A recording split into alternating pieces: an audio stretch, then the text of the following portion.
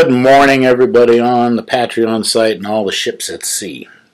There's an old reference if you don't recognize it. It should be Mr. and Mrs. America if I want to be accurate, but don't worry about it.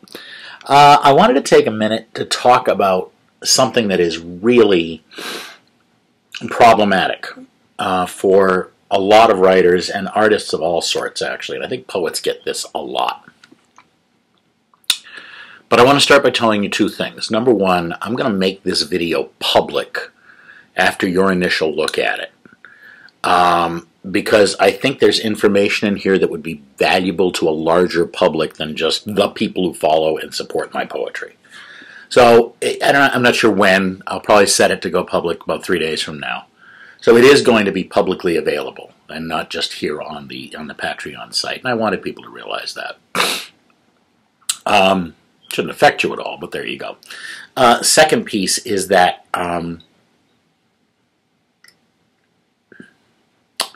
don't remember now what the second piece is. It's been a week. But I'm going to put it out there anyway, regardless. Maybe I'll remember it and mention it later. This is already less organized than I thought it would be. I want to talk about the concept of material. And what I mean by that is, anytime something bad happens to you as an artist or a writer, and you mention it in public, to friends, social media, obviously, you will often get at least one response that says, well, you've got some material for your next work. So now I want to tell you a story. If you follow my regular blog, Dark Matter, you will notice that my volume of work has gone down pretty significantly over the last couple months. And you will notice specifically, if you follow it this closely, that I haven't posted a new poem there since before the weekend. Which is, I think, the first time in a while since I took a break from writing back in 2014 that I have not gone a week with this out there. And I think it's going to be, the reason I'm going to make this public is I want to make it public there as well as other places. Let me tell you why. As I think I've mentioned to some of you privately and some of you publicly, and here even, I am dealing with my parents being extremely old. My dad is 89. My mom is 93. Very frail. Multiple illnesses. My sister, who's their principal caregiver, who lives next door, is also compromised with a really rare autoimmune disorder called relapsing polychondritis, and frequently has days where she cannot be there. So I'm there a lot.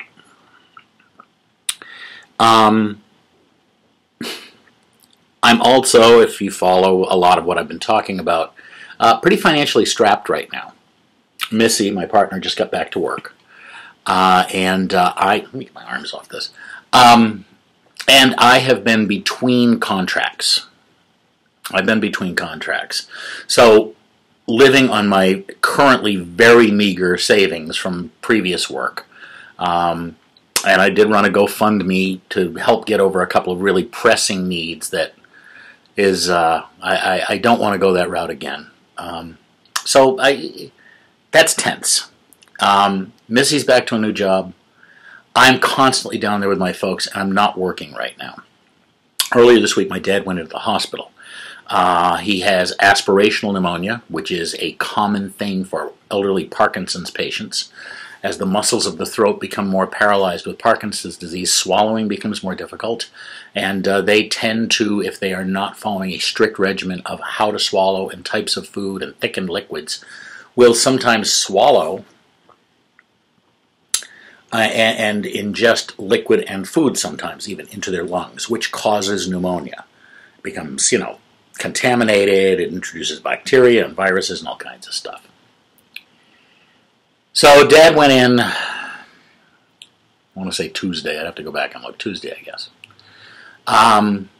And pretty serious case. Now we know what the usual pattern is that he goes in, he gets intravenous antibiotics, which is the only way to deliver the particular antibiotic that is typically attacks the organisms involved here.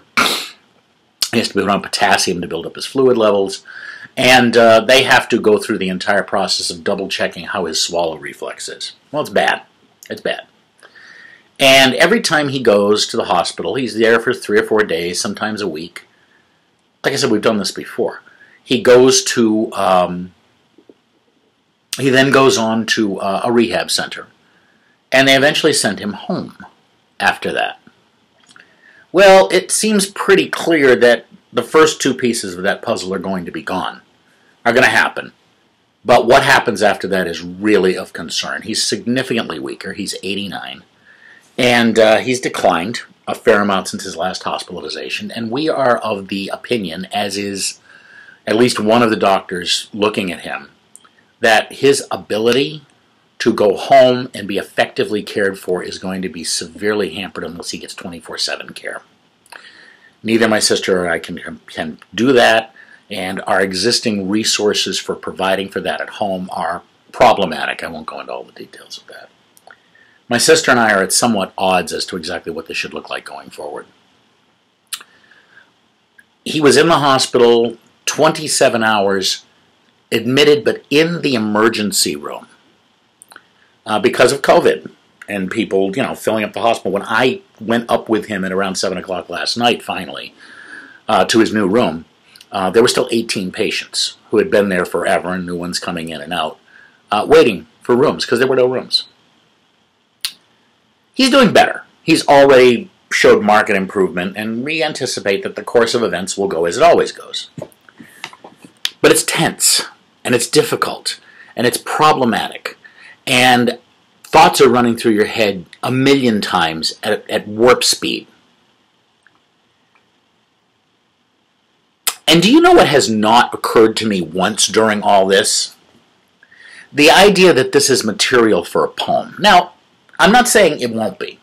I'm not saying it won't inform poetry. I'm not saying that this is how I will move forward from it, from whatever happens on the other end, because we know that the eventual end is that, he's going to pass away. At some point, if this incident doesn't do it, the next one might.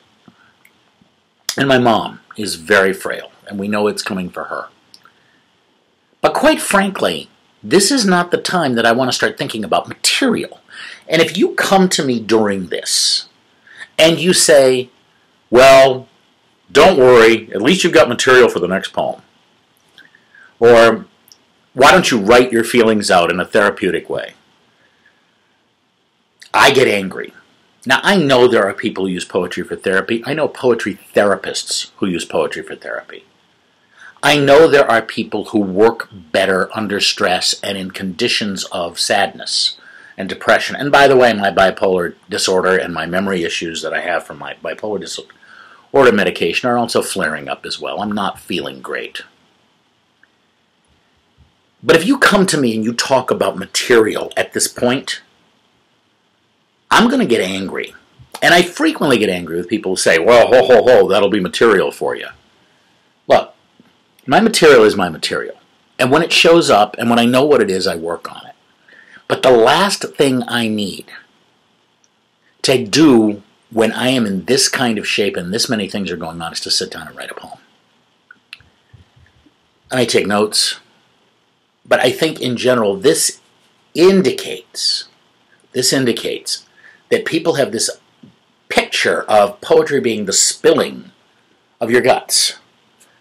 And it really denigrates the amount of work that I and other artists and writers and other poets and musicians put into things. The artist Adele is about to release her album 30, and as you know, she does them, as you may know, she puts them out in regards to her age. So the title 30 reflects that it should have been out when she was 30. Well, it hasn't been. And I was watching her and listening to her this morning on a talk show talking about how she had to get through a divorce and a really difficult period of time, and then the pandemic, before this album could be put out. And all I kept thinking about was that I understood. So she's now 33, to be exact. And I want to just end this by saying that please stop assuming that artists must be in misery to get what they need, to do what they need to do. I'm at my best when I feel good. I'm at my best when I have time. I'm at my best when I'm not pressed. I'm at my best when I have access to the resources I need. And that's when I write. When those pieces are in place, that's when I write.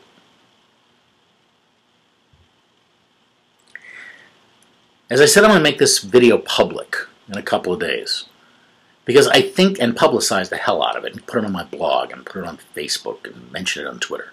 I don't expect it's going to get a lot of views. But I do want to get out in front of it and say, you need to stop assuming that artists must be miserable to produce. I think an awful lot of capitalist disdain of artists, and a lot of the storied history of the depressed artist being a great producer, oversimplifies the role of mental illness in some people's art. And I also think it serves as a cautionary tale that you don't want to go down this route to get to where art is. So don't go there. Don't go there.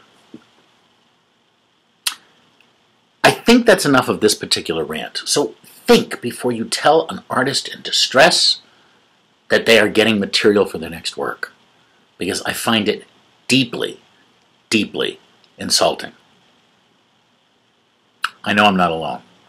Please speak up or leave a comment if you feel this way. Thank you, and for the patrons who have supported me all along, thank you again. Onward.